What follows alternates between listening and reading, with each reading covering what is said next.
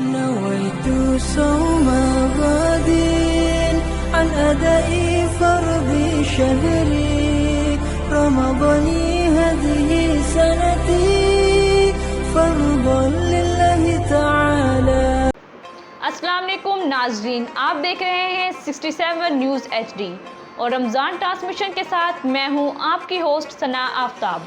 آئیے قرآن پاک کی تلاوت کے ساتھ ہم اپنے پروگرام کا باقاعدہ آغاز کرتے ہیں.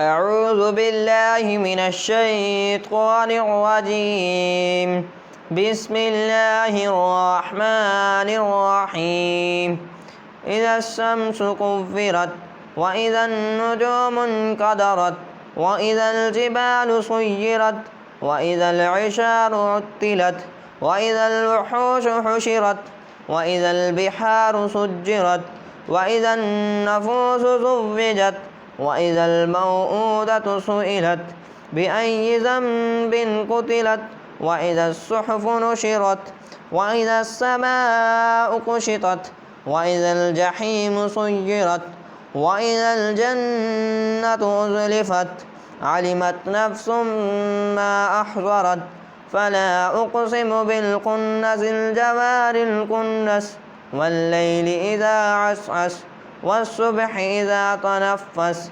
إنه لقول رسول كريم ذي قوة عند ذي العرش المكين مطاع ثم أمين وما صاحبكم بمجنون وَلَقَدْ رَآهُ بِالْأُفُقِ الْمُبِينِ وَمَا هُوَ عَلَى الْغَيْبِ بِضَنِينٍ وَمَا هُوَ بِقَوْلِ شَيْطَانٍ رَجِيمٍ فَأَيْنَ تَذْهَبُونَ إِنْ هُوَ إِلَّا ذِكْرٌ لِلْعَالَمِينَ لِمَنْ شَاءَ مِنْكُمْ أَنْ يَسْتَقِيمَ وَمَا تَشَاءُونَ إِلَّا أَنْ يَشَاءَ اللَّهُ رَبُّ الْعَالَمِينَ صدق اللہ العظیم.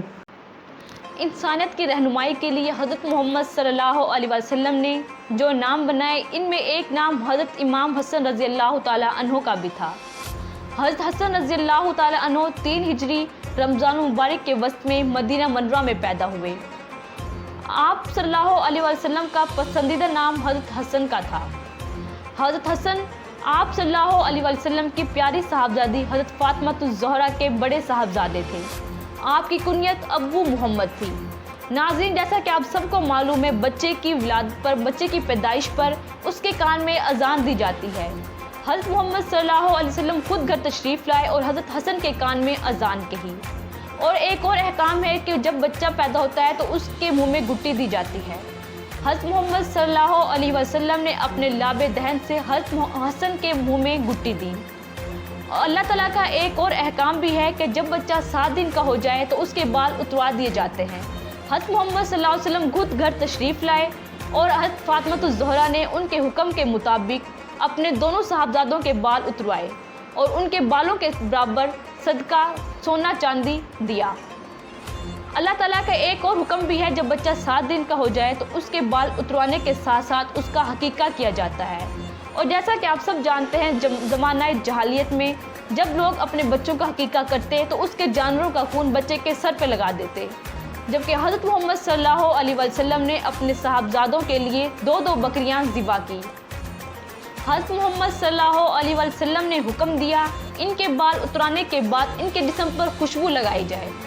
حضرت سیدنا حسن رضی اللہ تعالیٰ عنہ کے جسم کا اوپر والا حصہ آپ صلی اللہ علیہ وسلم سے مشابہت رکھتا تھا، جبکہ حضرت حسین رضی اللہ تعالیٰ عنہ کے نیچے والا حصہ آپ صلی اللہ علیہ وسلم سے مشابہت رکھتا تھا. یہ آپ ان کے جسم ہی نہیں بلکہ ان کے روحانی اوصاف بھی آپ صلی اللہ علیہ وسلم سے ملتے جلتے تھے. ان کے اخلاق، ان کے ادب و آداب، ان کے احکامات، انصاف، حقوق اللہ، یہ سب آپ صلی اللہ علیہ وسلم سے مشابہت رکھتے تھے، جن کی وجہ سے اللہ تعالیٰ نے ان دونوں کو جنت کا سردار قرار دیا. ایک فرشتہ نبی پاک صلی اللہ علیہ وسلم کی خدمت میں حاضر ہوا اور عرض کیا، یا رسول اللہ تعالیٰ نے محبت کے ثبوت میں دونوں صاحبزادوں کو جنت کا سردار بنا دیا ہے. 2 جہانوں کے سردار جو کہ اپنے منبر پر تشریف فرما تھے. آپ صلی اللہ علیہ وسلم کبھی مجلس میں بیٹھے لوگوں کو دیکھتے، کبھی اپنے نواز سے حضرت امام حسن رضی اللہ تعالیٰ عنہ کو دیکھتے. اور آپ نے فرمایا کہ میرا یہ نواسا حضرت امام حسن لوگوں کا سردار ہے، یعنی یہ دو گروہوں کے درمیان فیصلہ کرے گا۔ حضرت امام حسن رضی اللہ تعالیٰ عنہ کا یہی معمول تھا کہ وہ نماز فجر با جماعت ادا کرتے اور اس کے بعد اسی جگہ بیٹھ کر اللہ تعالیٰ کی عبادت میں مشغول ہو جاتے اور سورۃ طلوع ہونے تک یہی کام کرتے۔ جب سورۃ طلوع ہوتا تو بہت سے لوگ ان کی خدمت میں حاضر ہوتے، ان سے نصیحتیں لیتے اور دین کی باتیں سیکھتے۔ آپ رضی اللہ تعالیٰ عنہ انہیں بہت سی نصیحتیں دیتے اور انہیں تعلیم کے بارے میں بہت سی باتیں بتاتے دین کی۔ اور اس کے بعد آپ رضی اللہ تعالیٰ عنہ چاشت کے نفل ادا کرتے اور اس کے بعد ام المومنین کے گھر جاتے، جو کبھی کبھار انہیں ہدیہ دیتی، جسے وہ باخوبی اور باخوشی قبول بھی کر لیتے تھے۔ آپ بستر پر لیٹنے سے پہلے رات کو سورۃ کہف کی تلاوت کرتے اور رات کے آخری پہر یعنی تہجد کی نماز ادا کرتے۔ حضرت عبداللہ بن عباس رضی اللہ تعالیٰ عنہ فرماتے ہیں کہ پوری زندگی میں ایک ایسا عمل جو میں نہ کر سکا وہ تھا پیدل حج کرنا، جبکہ حضرت امام حسن رضی اللہ تعالیٰ عنہ نے مدینہ منورہ میں قیام کے دوران 25 حج پیدل کیے۔ سبحان اللہ۔ ایک اور حدیث مبارکہ میں ارشاد ہے کہ حضرت ہارون نے فرمایا کہ ہم نے حج کا ارادہ کیا اور دوران حج ہم نے سوچا کہ حضرت امام حسن کی خدمت میں حاضر ہوں گے۔ ہم حضرت امام حسن کی خدمت میں حاضر ہوئے اور واپس جانے لگے تو حضرت امام حسن نے ایک آدمی کے صدقے ایک آدمی کو وہ صدقہ دے رہے تھے تو انہوں نے ہمیں بھی 400 درہم دے دیے۔ ہم نے اس کے غلام سے کہا کہ ہمیں یہ درہم نہیں چاہیے، انہیں واپس لے جاؤ، لیکن حضرت امام حسن رضی اللہ تعالیٰ عنہ کے غلام نے کہا کہ یہ آپ رضی اللہ تعالیٰ عنہ کا نیک عمل ہے، ان کی نیک دولت ہے، اسے لینے سے انکار نہ کرو۔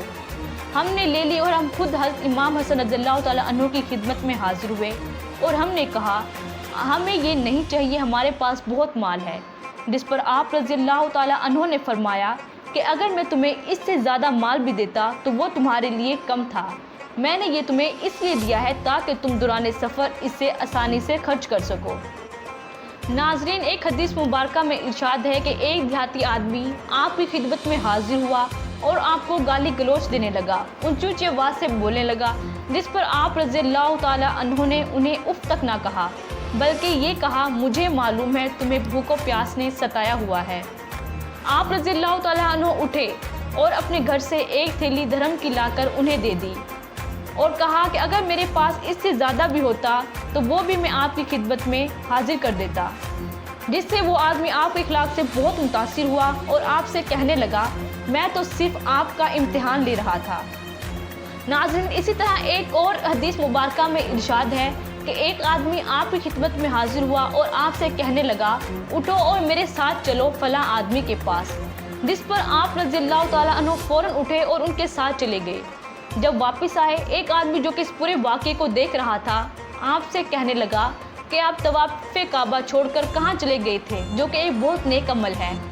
آپ رضی اللہ تعالیٰ عنہ نے فرمایا کہ اللہ تعالیٰ کا ارشاد ہے کہ کسی کی مدد کرنے پر اس سے حج و عمرے کا ثواب ملتا ہے، اور میں اس فلاں شخص کے ساتھ اس کے کام سے گیا تو مجھے حج و عمرے کا ثواب ملا ہے۔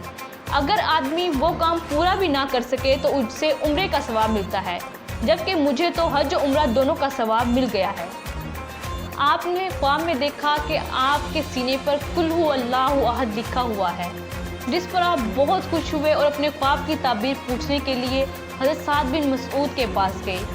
انہوں نے فرمایا اگر یہ خواب آپ نے خود دیکھا ہے تو یقیناً آپ کی زندگی قلیل رہ گئی ہے۔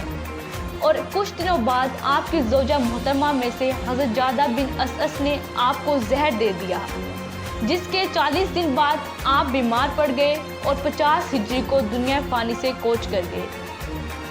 ناظرین، آپ رضی اللہ تعالیٰ عنہ کی وصیت کے مطابق آپ کا جنازہ سعد بن العباس رضی اللہ تعالیٰ عنہ نے پڑھایا اور آپ کو آپ کی وصیت کے مطابق آپ کی دادی کے پاس جنت البقیع میں دفن کیا گیا۔ ناظرین، آپ کے جنازے میں اتنے لوگ شامل تھے کہ اگر وہاں سوئی بھی گر جاتی تو وہ زمین پر گرنے کی بجائے کسی کے سر پر آ کے گرتی۔ ناظرین، یہ تھا حضرت امام حسن رضی اللہ تعالیٰ عنہ کا پورا واقعہ جو ہم نے آج آپ کو سنایا۔ اسی طرح کے واقعات لے کر ہم آپ کی خدمت میں پھر حاضر ہوں گے، تب تک کے لیے ہمیں اجازت دیجیے۔ اللہ حافظ۔